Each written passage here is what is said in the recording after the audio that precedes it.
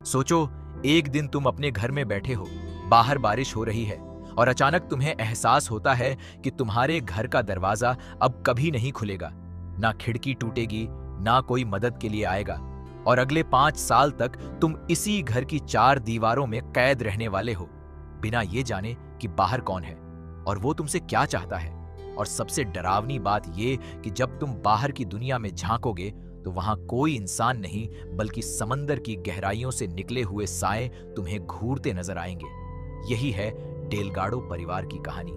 एक ऐसी कहानी जिसे सुनकर तुम अपने घर के दरवाजे को दोबारा कभी हल्के में नहीं लोगे। एक आम इतवार की सुबह थी। जेसन और एन अपने 2 बच्चों ग्राहम और रूथ के साथ अपने आरामदायक घर में एक सामान्य दिन बिता रहे थे। तभी अचानक बादल घिर आए और तेज बारिश शुरू हो गई। शुरुआत में किसी को कुछ अजीब नहीं लगा, बस एक और बरसाती दिन था। लेकिन जब जेसन ने दरवाजा खोलने की कोशिश की तो वो हिला तक नहीं, जैसे किसी अदृश्य ताकत ने उसे जाम कर दिया हो।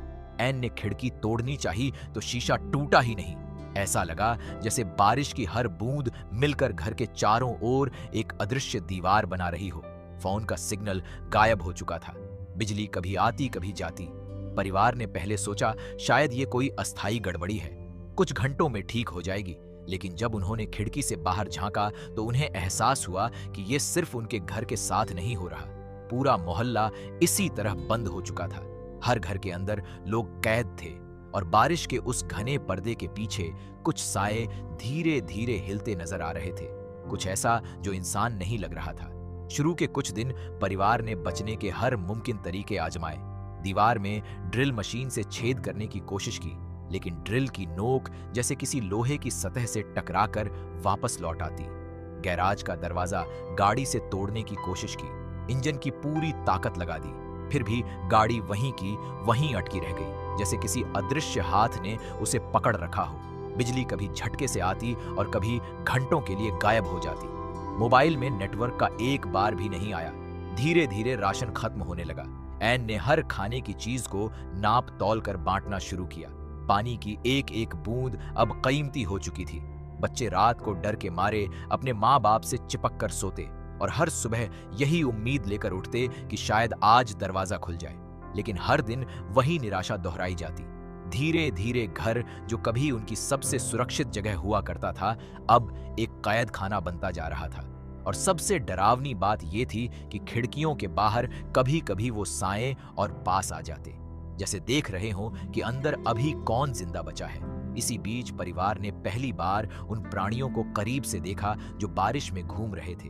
ये कोई एलियन नहीं थे, बल्कि समंदर की गहराइयों से निकले हुए बेहद पुराने जीव थे। ऐसे जीव जो इंसानों के धरती पर आने से भी पहले से यहाँ मौजूद थे। फिल्म का डायरेक्टर बाद में एक इंटरव्यू में कहता है कि असल कहानी उल्टी है। हमें लगता है ये हमला हम पर हो रहा है, लेकिन सच ये है कि असली एलियन हम इंसान ही हैं, क्योंकि इंसानों ने समंदर को इतना गंदा कर दिया, धरती को इतना गर्म कर दिया कि आखिरकार ये पुराने समुद्री जीव अपनी जमीन वापस लेने के लिए बाहर निकल आए। हर घर के बाहर एक अलग जीव तैनात था, जैसे हर परिवार की निगरानी के लिए एक एक पहरेदार भेजा गया हो। ये जीव बेहद खतरनाक थे। जो भी बाहर निकलने की कोशिश करता उसे वो उठा ले जाते, और जो घर के अंदर बंद रहता उसे धीरे धीरे भूख और बेबसी से मरने के लिए छोड़ देते। कई घरों में तो पानी भर के पूरा घर ही डुबो दिया गया।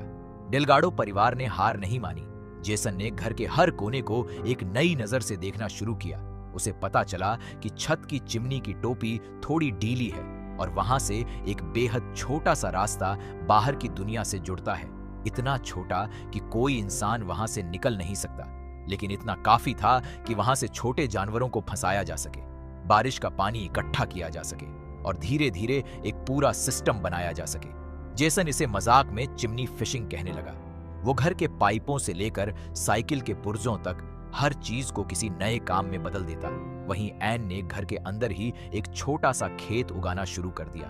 टूटी हुई अलमारियों और फर्नीचर से गमले बनाए, पानी की नालियां बनाई ताकि बारिश का हर कतरा बर्बाद ना हो। धीरे धीरे दिन हफ्तों में बदले, हफ्ते महीनों में, और फिर अचानक कहानी में एक बहुत बड़ी छलांग आती है। वक्त इतनी तेजी से गुजरता है कि जब तक दर्शक संभल पाए 5 साल बीत चुके होते हैं। छोटा ग्राहम अब एक जवान लड़का बन चुका है। नन्ही रूथ अब एक समझदार किशोरी बन चुकी है। जेसन और एन के चेहरों पर थकान और उम्र की लकीरें साफ दिखने लगी हैं। वो घर जो कभी एक आम अमरीकी सबर्बन घर हुआ करता था, अब पूरी तरह बदल चुका है। हर दीवार पर पौधे चढ़ चुके हैं। फर्नीचर या तो टूट चुका है या किसी नए काम में इस्तेमाल हो रहा है। बेडरूम की जगह अब एक छोटा सा खेत उगाया है। बाथरूम की टाइल्स के बीच से हरी भरी बेलें निकल रही हैं। साइकिल का पहिया अब पानी खींचने की मशीन बन चुका है।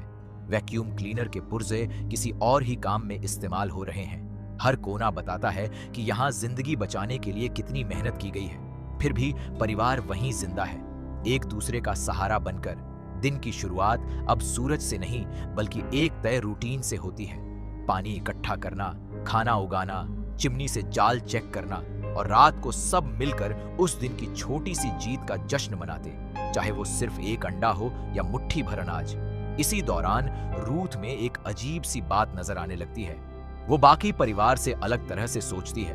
वो घंटों बैठकर बाहर घूमते उस समुद्री जीव को देखती रहती है जिसे परिवार अब अपना विजिटर कहने लगा है। बाकी लोग उससे डरते हैं, लेकिन रूथ बार बार कहती है कि ये जीव बुरा नहीं है, ये सिर्फ अपने तरीके से कुछ कहना चाहता है। उसकी ये बात परिवार को अजीब लगती है, क्योंकि उन्होंने खुद देखा है कि यही जीव कैसे दूसरे घरों में तबाही मचा चुका है, कैसे वो लोगों को घसीट ले गया है, कैसे कई घरों को डुबो चुका है। लेकिन रूथ की नजर में ये सिर्फ गुस्सा या बदला नहीं बल्कि कुछ और है, शायद बातचीत की एक कोशिश। यही वो बीज है जो आगे चलकर पूरी कहानी की दिशा बदल देता है। इसी बीच एक रात रूथ को कोई जानवर काट लेता है। जख्म धीरे धीरे बिगड़ने लगता है, बुखार बढ़ने लगता है और परिवार को समझ आता है कि अगर सही दवा नहीं मिली तो उनकी बेटी को बचाना मुश्किल हो जाएगा। यहीं से परिवार को एक नई उम्मीद मिलती है। वो पता लगाते हैं कि घर के नीचे मौजूद सीवर लाइन में वो अदृश्य दीवार नहीं है, यानी अगर किसी तरह सीवर के रास्ते दूसरे घर तक पहुंचा जाए तो शायद मदद मिल सकती है। एन हिम्मत जुटाकर उस रास्ते से पड़ोस के घर में पहुंचती है, जो कभी एक डेंटिस्ट का घर हुआ करता था।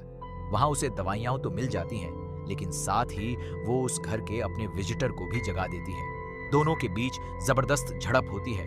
एन गोली चलाती है, जेसन भी उस जीव को घायल कर देता है। वो किसी तरह वापस अपने घर पहुंच जाते हैं। दवा मिल जाती है, रूथ की जान बच जाती है। लेकिन इसकी कीमत बहुत बड़ी साबित होती है, क्योंकि दूसरे घर के जीव को चोट पहुंचाने की सजा उन्हें अपने खुद के विजिटर से मिलनी शुरू हो जाती है। ऐसा लगता है जैसे इन समुद्री जीवों के बीच भी एक अनकहा रिश्ता है, जैसे एक को नुकसान पहुंचाना यानी सबको चुनौती देना। अब डेलगाडो परिवार का अपना विजिटर भी बदल जाता है। वो अब सिर्फ निगरानी नहीं करता बल्कि खुलकर हमला करने लगता है। रातों में घर की दीवारों पर जोर जोर से टकराने की आवाजें आने लगती हैं। खिड़कियों के बाहर वो साया अब लगातार मंडराता रहता है, जैसे इंतजार कर रहा हो कि कब मौका था मिले। फिर एक रात अचानक घर में पानी भरने लगता है। दीवारें हिलने लगती हैं, फर्श से पानी का फव्वारा फूट पड़ता है, बच्चों की चीखें गूंज उठती हैं। परिवार समझ जाता है कि अब यहां रुकना जान जोखिम में डालना है। वो आखिरी फैसला लेते हैं, घर से बाहर निकलकर जो भी होगा देख लेंगे। बाहर निकलते ही उनका विजिटर पूरी ताकत से हमला कर देता है। घर लगभग डूबने लगता है। यही वो पल है जब फिल्म अपने सबसे तनाव भरे दृश्य में पहुंचती है। परिवार मिलकर एक तरकीब निकालता है। वो अपनी पुरानी गाड़ी में लगे हारपून यानी भाले जैसे हथियार को उस जीव पर फेंक कर उसे बांध देते हैं। जीव अब उनके काबू में है। जेसन गुस्से और सालों की तकलीफ से भरकर उसे मार डालने के लिए तैयार हो जाता है। वो चिल्लाकर कहता है कि या तो ये दरवाजा खोल दे या फिर आज इसकी जिंदगी खत्म। ठीक उसी पल रूथ बीच में आ जाती है। वो अपने पिता से कहती है कि ये मत भूलो, ये एक अच्छा विजिटर है। इसने हमें इतने सालों तक जीने का मौका दिया। इसने भी अपने तरीके से हमारी हिफाजत की कोशिश की। जेसन के लिए ये पल बेहद मुश्किल होता है। इंसान के तौर पर उसका पूरा सफर लड़ने का था, हर मुसीबत को काबू में करने का, हर खतरे को खत्म करने का। 5 साल तक उसने अपने परिवार को सिर्फ अपनी ताकत और जिद के दम पर बचाया था, और अब उसकी बेटी उसे कह रही थी कि इस बार ताकत का रास्ता छोड़ दो। कुछ पल के लिए जेसन की आंखों में गुस्सा, डर और उलझन एक साथ नजर आते हैं। हाथ कांपने लगते हैं, लेकिन आज पहली बार वो अपनी बेटी की आंखों में एक अलग सच्चाई देखता है। वो हथियार नीचे रख देता है, वो जीव को छोड़ देता है।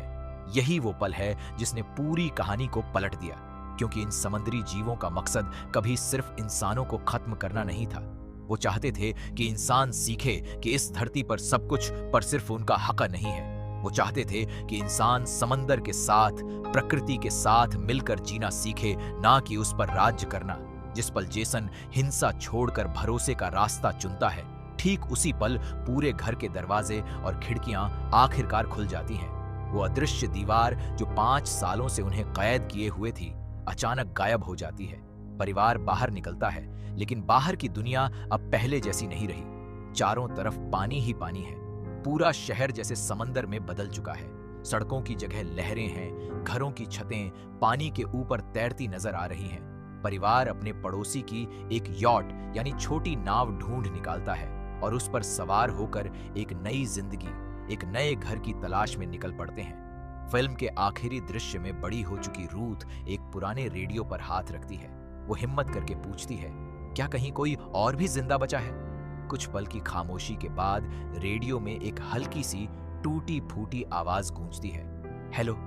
बस इतना ही। न चेहरा दिखता है, न नाम पता चलता है। डायरेक्टर खुद कहता है कि ये आवाज किसी बेहद खास शख्सियत की है, लेकिन वो कभी नहीं बताएंगे किसकी।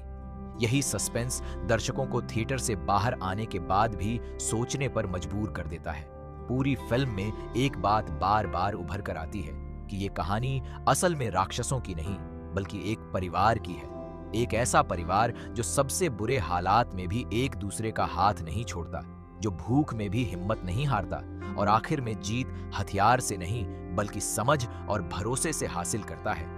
रूथ की वो मासूम सी सोच कि हर चीज को सिर्फ खतरे की नजर से मत देखो, यही पूरी कहानी का दिल है। क्योंकि जब जेसन जैसा मजबूत, जिद्दी इंसान भी आखिर में अपनी बेटी की बात मानकर हथियार नीचे रखता है, तभी असली रास्ता खुलता है। ये कहानी दिखाती है कि कभी कभी सबसे बड़ी ताकत लड़ना नहीं बल्कि समझना होती है। फिल्म के आखिर तक आते आते दर्शक को एहसास होता है कि जिस चीज को वो शुरू से एक हॉरर कहानी समझ रहा था, वो असल में एक परिवार के टूटने और फिर से जुड़ने की कहानी थी।